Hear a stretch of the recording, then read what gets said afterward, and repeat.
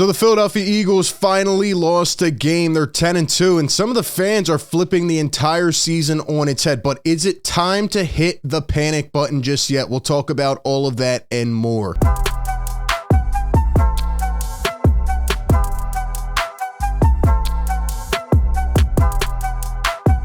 What is up, everybody? A to Z Sports Philadelphia. You know the drill. Hit the like button if you enjoy this content. Subscribe, ring the bell. Don't miss any of the coverage. RB back. And now we finally get to talk about this game. Yesterday, we were hit with breaking news as the new man in town. That's right, Shaq Leonard arrived to Philadelphia to sign with the Eagles. Looks very happy. Looks very proud of himself to be back here in a winning situation. Shaq Leonard, with a big old smile on his face. Gotta love to see it, man. So we'll see how that proceeds, in terms of a good signing or a bad signing. All we know is that he picked the Eagles over the Cowboys, and now the Eagles have to look forward because they are playing the Cowboys this Sunday evening, and it is going to be a huge game. Huge implications in that matchup, and we will get into all of that and more. But before we jump into all of it, I have a question for the people out there, okay? Should the Eagles take a flyer on Ndamukong Suh?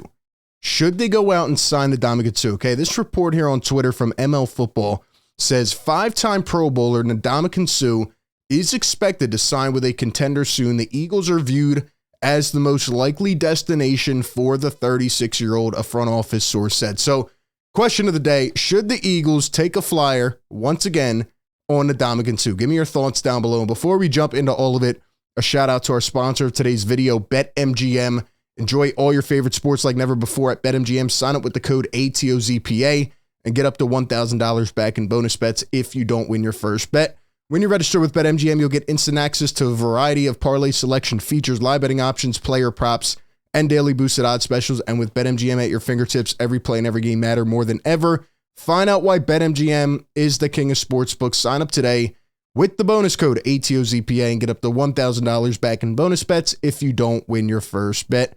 Visit BetMGM.com for terms and conditions. And if I was a betting man, this situation right here would probably lead me to think that the Eagles are the favorite to sign Ndamukong Suh because they did it last year, and he's a veteran. He has won a Super Bowl. He doesn't need to go anywhere. He doesn't want to. He's probably a wealthy man, and he's a family guy, as we know, and he doesn't need to play. Right? But he went on this journey last year with the Eagles. He got so close and they fell just short. And if he does indeed want to suit up again and play for a contender, the Eagles make a lot of sense in my eyes. It's not like you're going to have to get rid of anybody major. This would be a flyer. Bring him in, see if he still has his legs under him. He's probably pretty fresh again, just like last year, because he hasn't played the whole season, right? And he could provide some needed depth, especially if a guy like Fletch is still down and banged up. I think it makes a lot of sense, and I wouldn't be surprised to see Howie out here pulling the trigger again and bringing in another depth piece. So give me your thoughts on that down below. But for this team in totality, okay, the Philadelphia Eagles struggled on Sunday and everybody's losing their minds, okay? The Eagles lost, they got blown away, they're 10-2. I'm going to do my best Rodgers impression, man. Relax. RELAX, relax, okay? The Eagles are 10-2. And you don't get lucky to be 10-2, right? Even though some of these games have been ugly, they find ways to win. And at the end of the day, man, I'm glad that this happened now. I really am, okay? You might call me crazy, but I am glad that this happened because it did a couple things, right? It woke the Philadelphia Eagles up, right? You are not indestructible. You are not invincible. You still need to go out there and execute. And we know the Niners are a good team. And let's be honest, right? This was their Super Bowl. They had jawed about it all off season. They came into this season, into this week, just circling the calendar, constantly talking about the Eagles and talking smack. And you got to tip your cap. They showed up and they played absolutely amazing. And the Eagles did get blown out, right? I'm not denying at all that the Eagles don't have issues to fix, especially on the defensive side, right? This is the worst one to me. Eagles defense is now the worst team in the NFL on third downs, right? They can't get off the field. They're giving up 47 completion percentage on third down. Over the last 3 games, they're allowing teams to convert 58% on third down. I mean, this is just not good, right? I'm not denying that the Eagles don't have things to fix. The Eagles are not a perfect football team, And even, what we saw over the last 5-6 weeks, right? We always said, well, they found a way to win, right? They found a way to win a game, so we're not going to really look at it too much. We're not going to overanalyze, even though I said they have to fix some of these things or else their structure is going to break apart. But at the end of the day, man, they are still a very good football team. They still have a lot of talent, and, now they get to go back and get in the lab and work. And this is like the fire they needed. This is what they needed to wake up to avoid a major disappointment on Sunday night.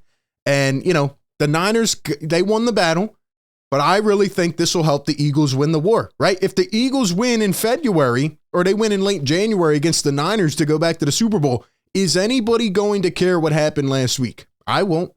If they win the NFC Championship, now, sure, you look at how you may stack up against that team. You need to come out and play your best football, but the Eagles didn't turn the ball over. They literally just got whooped, right? They just got a beat down.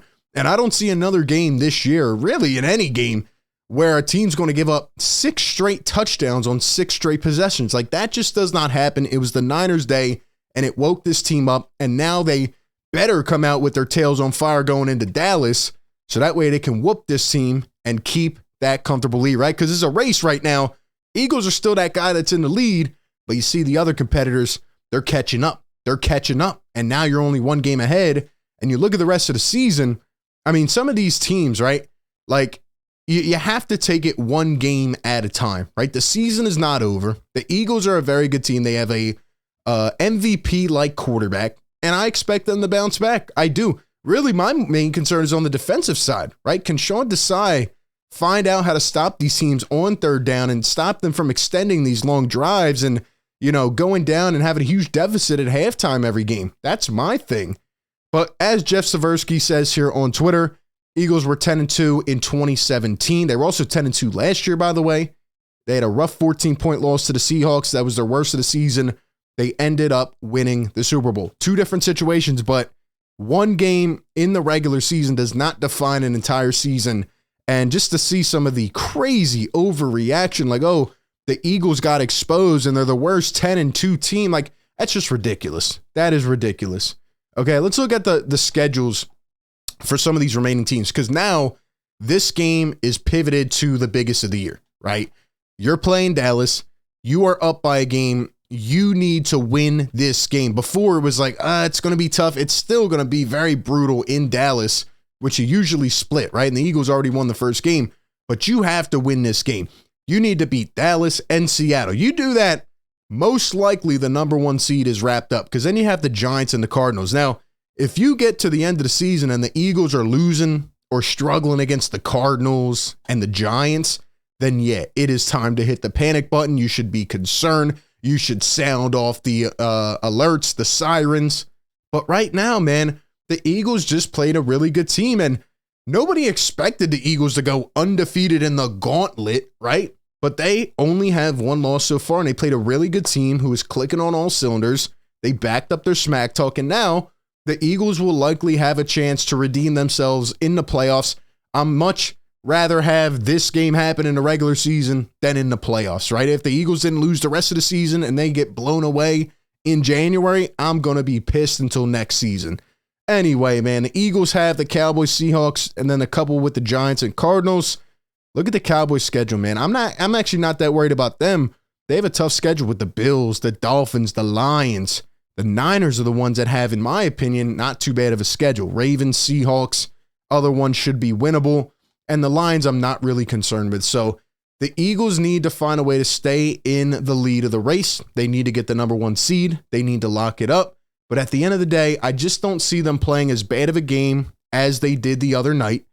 And I think that this will give them the motivation they need. They'll wake up now. Even Brandon Graham said it in the locker room yesterday. He was like, the Eagles needed that whooping, right? Because now we can go back and address the things we need to work on instead of just saying, oh, well, we won anyway, so it's okay. So I think this team's going to be locked in.